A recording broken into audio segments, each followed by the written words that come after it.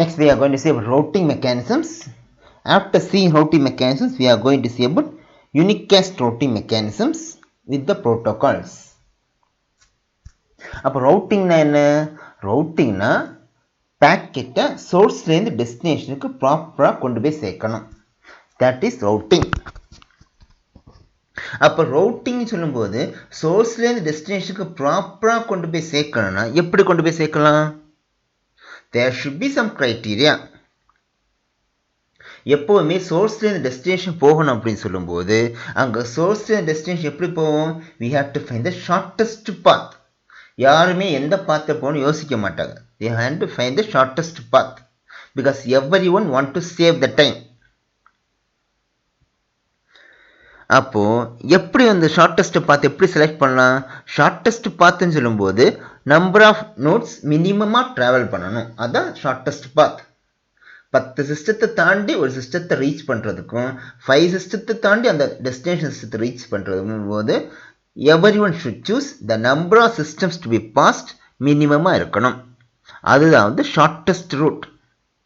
இப்போ ப்ராப்பர்ட்டிஸ் பார்க்கும்போது நமக்கு வந்து we can clearly understand what are the mechanisms of routing algorithm. இப்போது ரவுட்டிங் அல்காரிதம் மெயினாக என்ன பண்ணுது? பேக்கெட்ஸை ஐபி பேக்கெட்ஸை ரவுட் பண்ணுறதுக்காக தான் ரவுட்டிங் அல்காரிதம் யூஸ் பண்ண போகிறோம். இங்கே என்ன இருக்க போகுது? we have a mechanism called as static routing and we have another mechanism called as dynamic routing. அப்போ ஸ்டாட்டிக் ரவுட்டிங்னா என்ன? ஸ்டாட்டிக் ரவுட்டிங் அப்படின்னு சொல்லும்போது இன்ஃபர்மேஷன் எல்லாமே என்ன பண்ணுவீங்க? மேனுவலாக என்ட்ரு பண்ணுவோம். All the information what we are going to enter is done manually. Dynamic ரூட்டிங்னா அப்படி என்ன? டைனமிக் ரூட்டிங்னா மேனுவல் என்ட்ரி இருக்காது. என்ன பண்ணுவோம்? ஒரு டைம் ஸ்பேனுக்கு ஒரு டைம், ஒரு for example some time span, அது 5 மினிட்ஸாக இருக்கலாம், 10 மினிட்ஸாக இருக்கலாம். டைனமிக்காக ரவுட்டிங் ப்ரோட்டோகால்ஸ் அந்த ரவுட்டிங் டேபிளை அப்டேட் பண்ணும். இதுதான் டைனமிக் ரவுட்டிங். ஸ்டாட்டிக் ரவுட்டிங்கில் வந்து we have to update manually. இங்கே for some certain period of time routing protocols dynamic routing டேபிளை அப்டேட் பண்ணும். இதுக்கு பேர் தான் டைனமிக் ரவுட்டிங். இப்போ இந்த மாதிரி நம்ம அப்டேட் பண்ணுறதுனால we have many advantages and many disadvantages. அப்போ we can see about what are the advantages, what are the disadvantages. இப்போ அட்வான்டேஜஸ் அப்படி பார்க்கும்போது என்ன? ஸ்டாட்டிக் ரூட்டிங் பார்க்கும்போது அட்வான்டேஜஸ்னா simple and easy to maintain. ஏன்னா நம்ம தான் எல்லாமே மேனுவலாக என்ட்ரு பண்ணுறோம். அப்போ everything is in our hand. So நம்ம தான் அப்டேட் பண்ண போகிறோம், நம்ம தான் என்ட்ரு பண்ண போகிறோம். Everything is in our hand. அப்போ இட் இஸ் ஸோ சிம்பிள். இப்போ ட்ராபேக்ஸ் அப்படி பார்க்கும்போது எப்போல்லாம் ரவுட்டிங் சேஞ்ச் ஆகுதோ அந்த டைம் எல்லாமே வந்து நான் ஒரு டைமே மேனுவல் அப்டேட் பண்ணுறோம். It is a tedious process. So இப்போ வந்து நெட்வொர்க்கோட நோட்ஸ் வந்து மினிமலாக இருக்கும்போது மேனுவல் அப்டேட் பண்ணுறது ரொம்ப ஈஸி. இப்போ number of nodes of the network increase ஆகும்போதோ number of routers of the network increase ஆகும்போதோ கண்டிப்பாக மேனுவலாக என்ட்ரு பண்ணுறோம். It is so difficult. ஏன்னா டைம் பை டைம் ஒரு பர்டிகுலர் டைம் ஸ்பேனுக்கு நம்ம வந்து அப்டேட் பண்ணணும் அப்படின்னு சொல்லி it is so difficult. So what we are going to see about the next mechanism that is called as advantages and disadvantages of dynamic routing. Advantage and disadvantage dynamic ரூட்டிங்னா என்ன? Dynamic routing அப்படின்னு சொல்லும்போது எப்பவுமே டைனமிக்காக choose பண்ணும். டைனமிக்காக choose பண்ணும்போது என்ன பண்ணுவீங்க? டைனமிக்காக choose பண்ணும்போது எப்பவுமே வந்து லிங்க் பேஸ் பண்ணி இருக்கும். எப்பவுமே டைனமிக்காக we are going to update. இப்போ டைனமிக்காக அப்டேட் பண்ணும்போது லார்ஜஸ்ட் நெட்வொர்க்கு ஈஸியாக இருக்கும். எந்த பாத்தில் எப்படி போகலாம்னு தெரியக்கூடிய லார்ஜஸ்ட் நெட்வொர்க் ஈஸியாக இருக்கும்.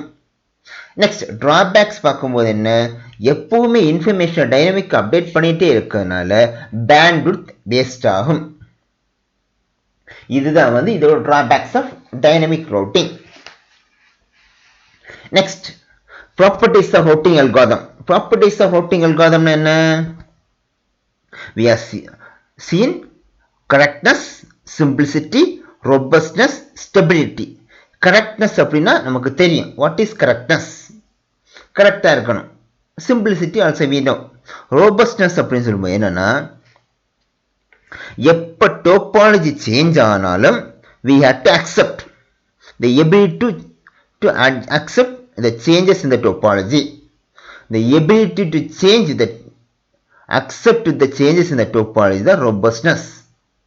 எப்ப டோபாலஜி சேஞ்ச் ஆகுதோ and that should be accepted. next வந்து stability. stability என்ன? நெட்வொர்க் வந்து கன்ஜெஷன்ல இருக்கு, இந்த மாதிரிப்பட்ட சிச்சுவேஷன் வரும்போது it should not slow down the process. as usual it should find alternate path.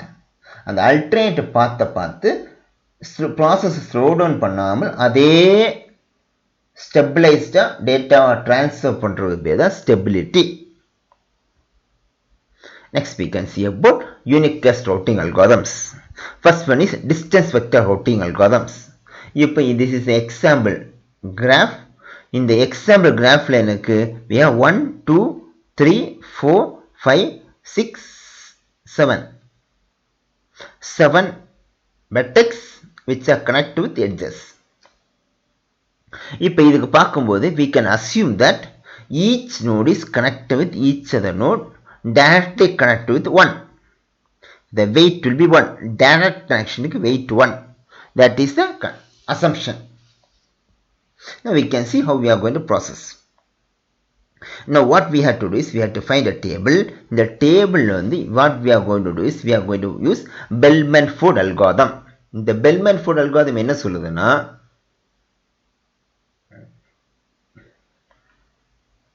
a table is going to be constructed and the table என்ன சொல்லுது? distance of the node should be placed.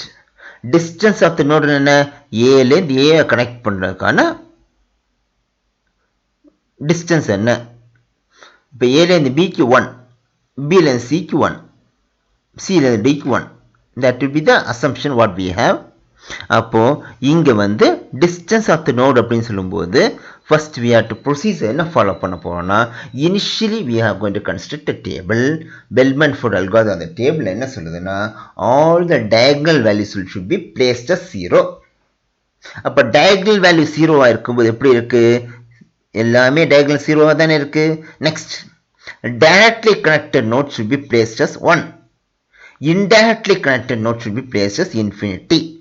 இப்போ பார்த்தீங்கன்னா A is connected to A, that is diagonal, so we are going to put a 0. A B ஓட connect ஆயிருக்கு, டைரக்டா connect ஆயிருக்கனால 1. A C ஓட connect ஆயிருக்கு, டைரக்டா connect ஆயிருக்கனால 1. A is not directly connected to D, so we are going to put this infinity. A வந்து E ஓட டைரக்டா connect ஆயிருக்கு, so we put it as 1. A வந்து F ஓட டைரக்டா கனெக்ட் ஆயிருக்கு, so we put it as 1.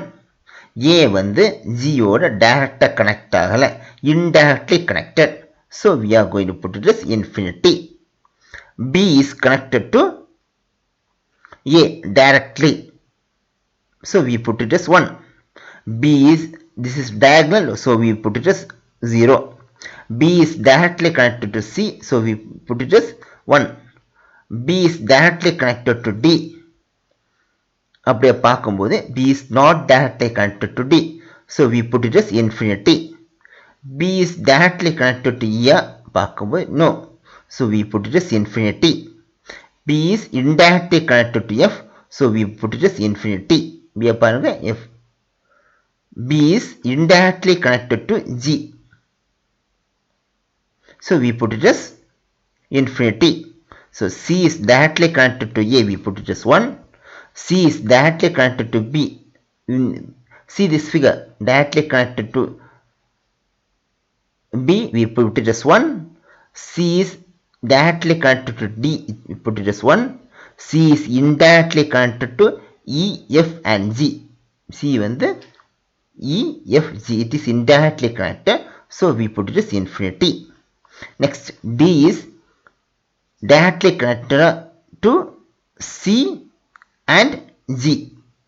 D is directly connected to C and G, so if we put for C and G we put it as 1. For the remaining nodes it is not directly connected, so we put it as infinity. E பார்க்கும்போது எதோட connect ஆயிருக்கு? E is directly connected to A. எந்த நோடோட இ டேரெக்டாக connect ஆகலை, அப்போ அதுக்கு மட்டும் 1, remaining everything will be infinity.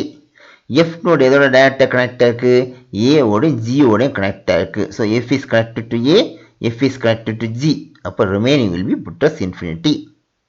G எந்த நோடோட கனெக்ட் ஆகிருக்கு, G is connected to F and D. So அதுக்கு மட்டும் 1, remaining will be put as infinity. இந்த ஃபர்ஸ்ட் டேபிளில் அப்போ டைரக்ட் கனெக்டிவிட்டியை பார்த்து டைரக்ட் கனெக்ஷன் இருக்கிறதுக்கெல்லாம் 1, இன்டைரக்ட் கனெக்ஷன் இருக்கிறதுக்கெல்லாம் we are going to place it as infinity. இப்போ நெக்ஸ்ட் டேபிள் வரும்போது என்ன பண்ண போறீங்க, இன்டைரக்ட் கனெக்டிவிட்டி இன்ஃபினிட்டி இருக்கிறதுக்கு we have to place the values.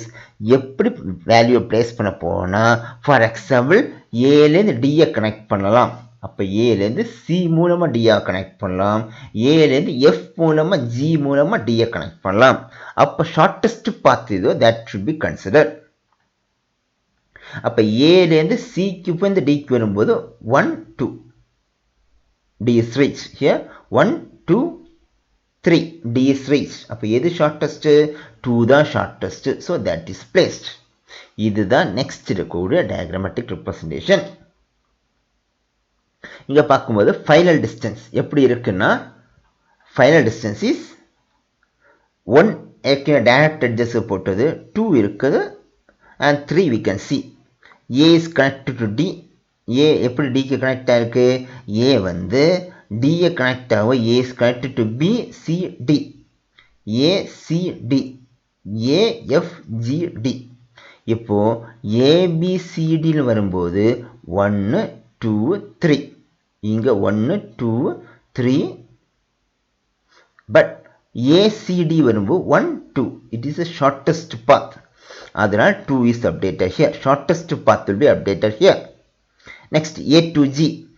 A to G பார்க்கும்போது எப்படி, A to G எப்படி இருக்கு, 1, 2, 1, 2, 3.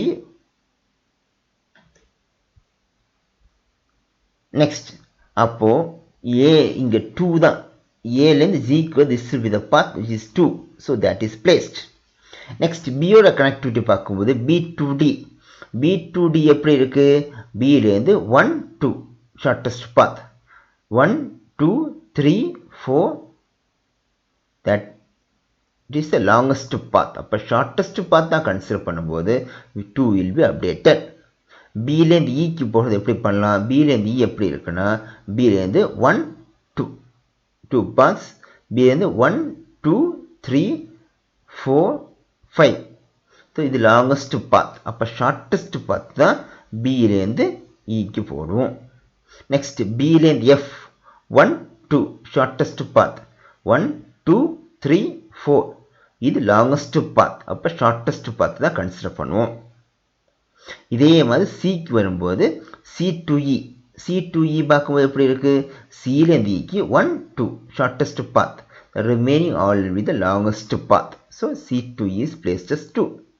இதே மாதிரி சி டு எஃப், சிலேருந்து எஃப் பார்க்கும்போது எப்படி 1, 2 remaining we will be having 1, 2, 3. So comparing 3 and 2, 2 is the shortest path. C to G 1, 2, 3, 1, 2. So C to G, this is the shortest path. So 2 will be updated. Next D பார்க்கும்போது D to A. D to A எப்படி இருக்கு, D 1, 2. This is the shortest path. Remaining all path will be the longest path. இதே மாதிரி இங்க வரும்போது D to E. D to E எப்படி இருக்கு, 1, 2, 3, 1, 2, 3, 4. What options we can go, நமக்கு வந்து இருக்கிறதுல இங்க 3 paths, 1, 2, 3, இங்க 1, 2, 3, 4. அப்போ ஒரு பாத்தில் வரும்போது 3, ஒரு பாத்தில் வரும்போது 4. அதில் மினிமம் என்னது, 3 தான் minimum, that is consider. Next D to F. D to F எப்படி இருக்கு, Dலேருந்து F வரும்போது 1, 2. Another path will be longest path. So D to F will be 2.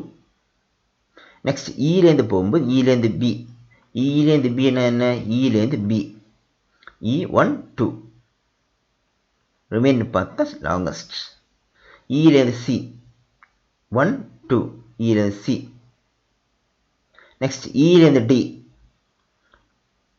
1 2 3 வேற ரிமைன் பார்த்து வரும்போது 1 2 3 4 இந்த பாத் வழியே வரும்போது தான் 3 இந்த பாத் வழியே வரும்போது 4 எது மினிமமோ that should be considered.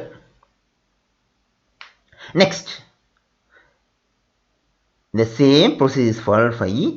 F க்கு வந்து இங்க same procedure is followed to and G considering G the same procedure is followed in reaching the node. For example இங்க G லேருந்து A G லேருந்து A எப்படி இருக்கு G லேருந்து A பார்க்கும்போது G லேருந்து A எப்படி இருக்கு G லேருந்து 1 2 3 A க்கு ரீச் பண்ண முடியும் 1 2 A க்கு ரீச் பண்ண முடியும் ஷார்ட்டஸ்ட் பாத் என்ன this will be shortest path. Next G லேருந்து B G லேருந்து B எப்படி ரீச் பண்ணலாம் G லேருந்து B பார்க்கும்போது G லேருந்து B 1 2 3 1 2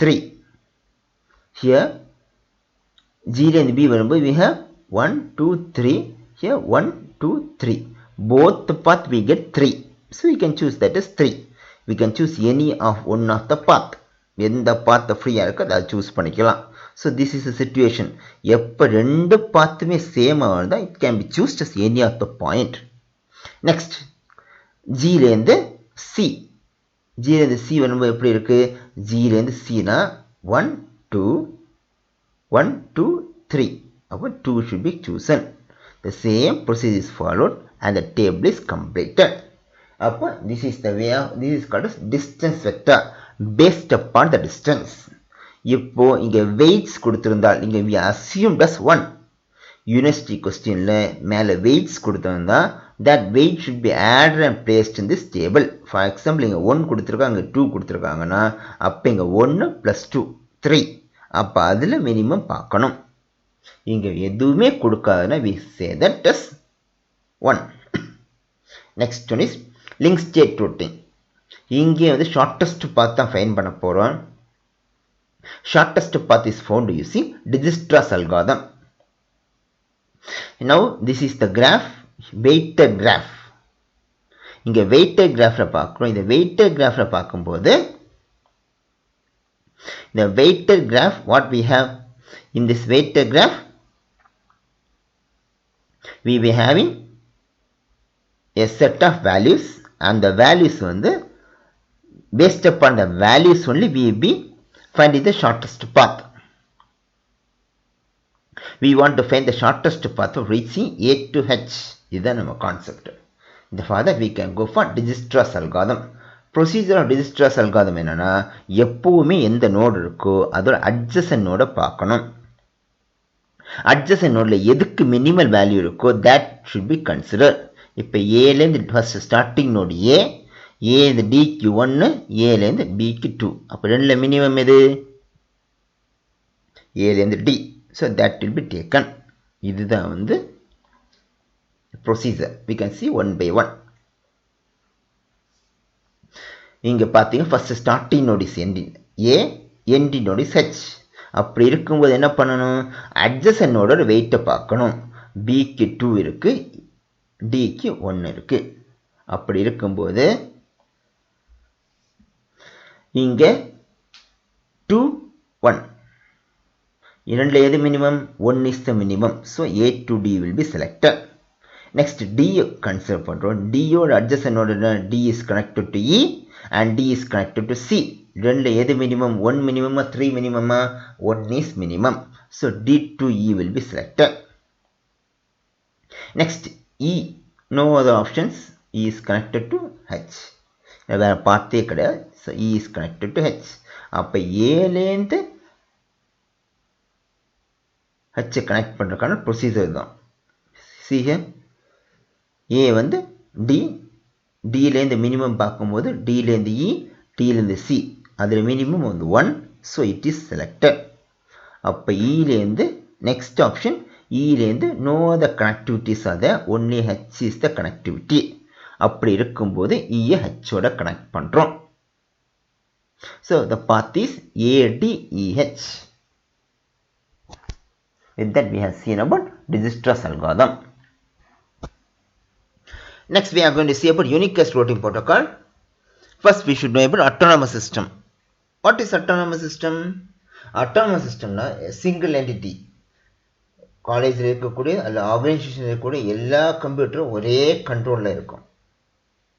ஏன்னு ஒரு காலேஜ் இருக்குது, ஏ ஒரு காலேஜ், அந்த காலேஜுக்குள்ளே இருக்கக்கூடிய எல்லா கம்ப்யூட்டரோட கனெக்ஷனும் ஒரே என்டிட்டி, ஒரே ஆள் கையில் தான் இருக்கும். Single person controls. எத்தனை லெபார்டரிஸ் இருக்கட்டும், எத்தனை பிளாக்ஸ் இருக்கட்டும், there is not a issue. That is called as autonomous system. இங்கே we are going to see about two types. One is intra-domain routing and next one is inter-domain routing. Next, that is intra-domain. Intra-domain னு சொல்லும்போது என்ன, routing inside the autonomous system. ஒரே autonomous systemத்துக்குள்ளால routing பண்ணா, that is intra-domain routing. Inter-domain is when we communicate with two autonomous systems. For example, ஏன்னு ஒரு institution இருக்கு, அதில் இருக்க ஒரு கம்ப்யூட்டர்ஸ் எல்லாமே மேனேஜ் பண்ணுற ஒரு பர்டிகுலர் பர்சன். பின்னு ஒரு கம்ப்யூட்டர் ஆர்கனைசேஷன் இருக்கு, அதை மேனேஜ் பண்ண பர்டிகுலர் another person. ஏன்னு இந்த பிக்கு கம்யூனிகேட் பண்ணால் that is inter-domain routing. Next we are going to see about the list of protocols. First is routing information protocol.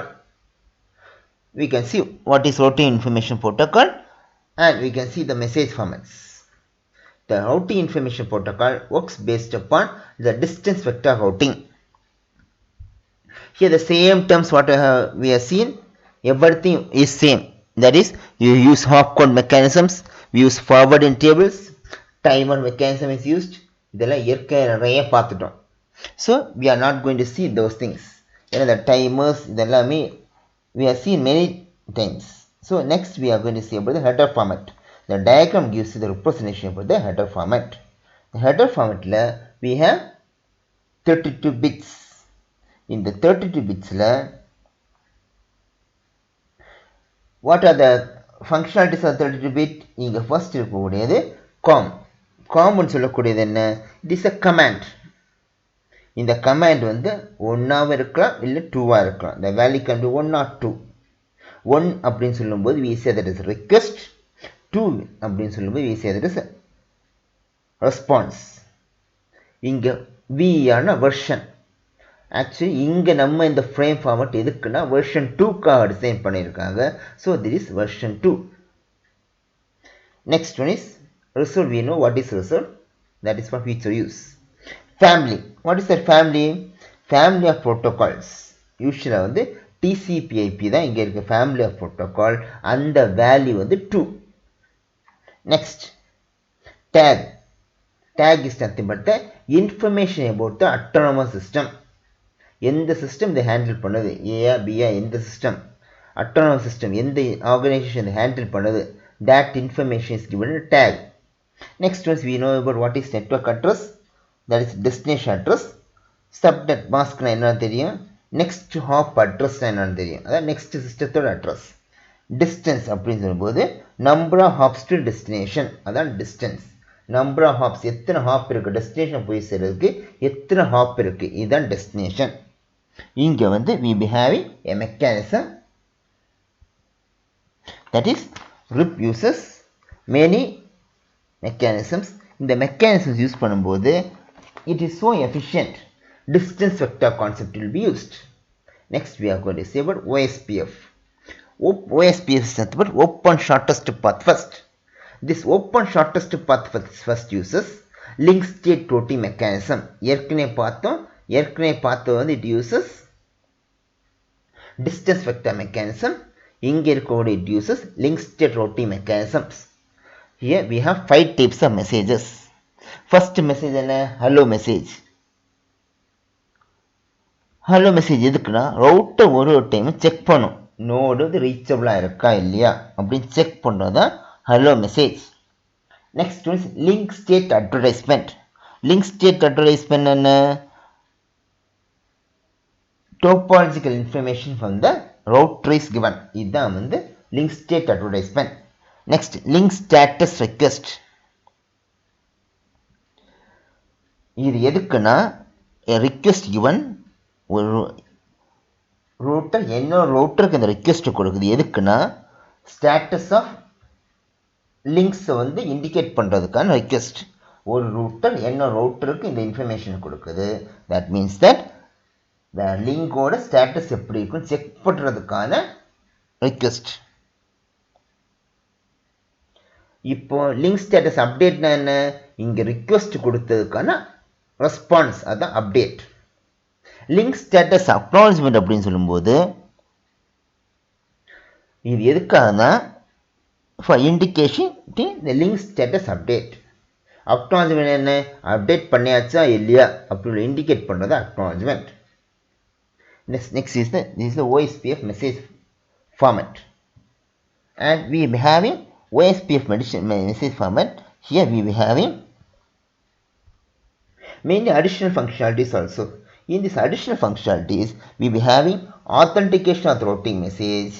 Authentication of the routing message நமக்கே தெரியும். Authentication சொல்லும்போது security use பண்ணுறதுதான் authentication of the routing message. Next, additional hierarchical mechanism.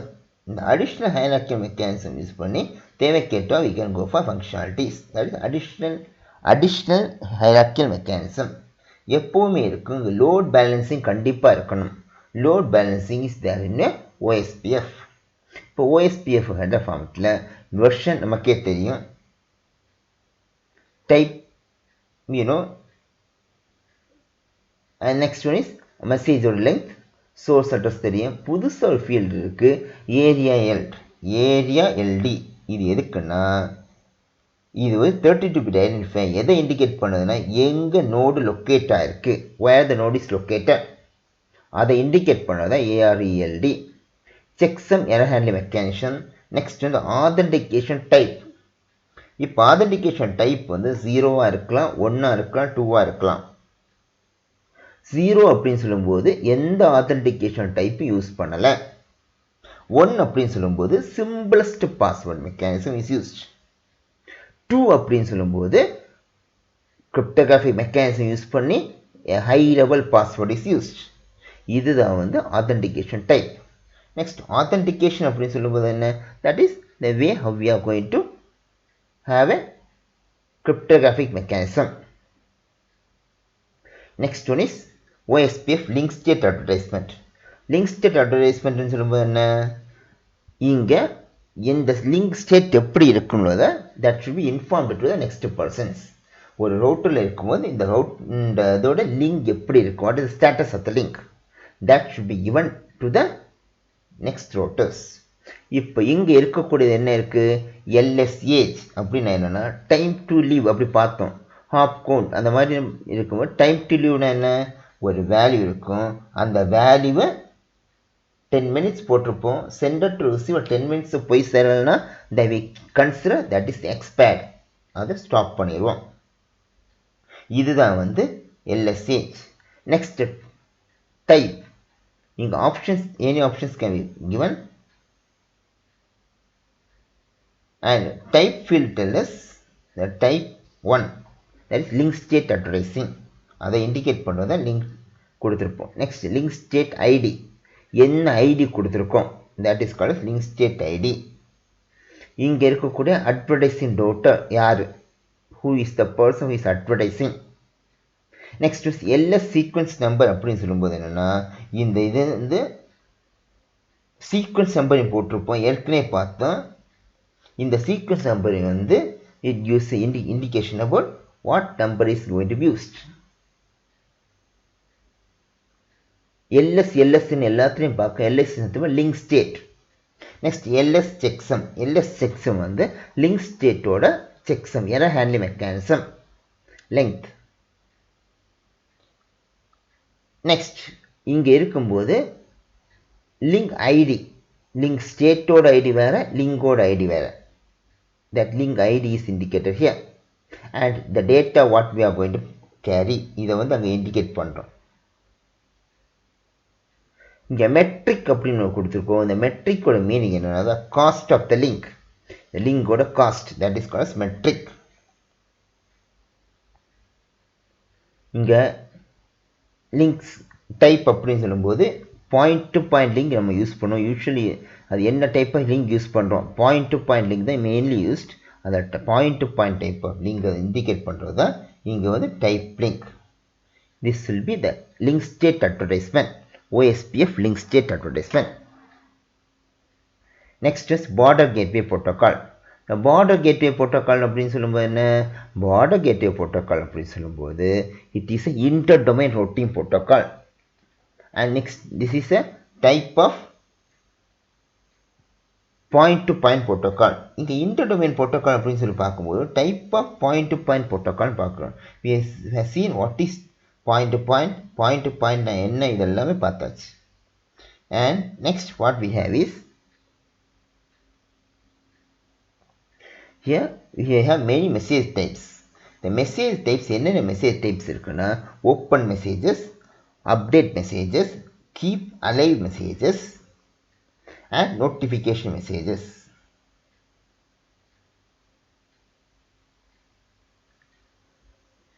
இப்போ border gateway protocols இந்த ஒரு messages ஒரு description பார்க்கும்போது open message, you know what is open message? Open மெசேஜ்னா என்ன? Open message is a message. இந்த மெசேஜ் எதுக்குன்னா நம்ம யூஸ் பண்ணக்கூடிய message a specific message used in border gateway protocol. இந்த specific message எதுக்கு யூஸ் பண்ண போறோம்னா for creating a neighborhood relationship.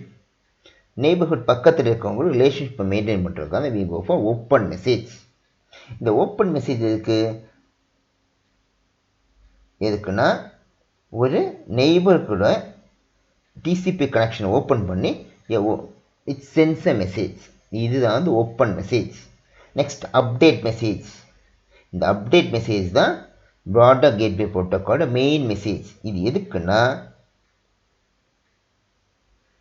இது வந்து எந்த ரூட்டர்ஸ் வந்து இதோட டெஸ்டினேஷனோட அப்டேட் பண்ணுறதோ அந்த டெஸ்டினேஷனை அப்டேட் பண்ணக்கூடிய ரூட்டர்ஸோட இன்ஃபர்மேஷனை சொல்லும்.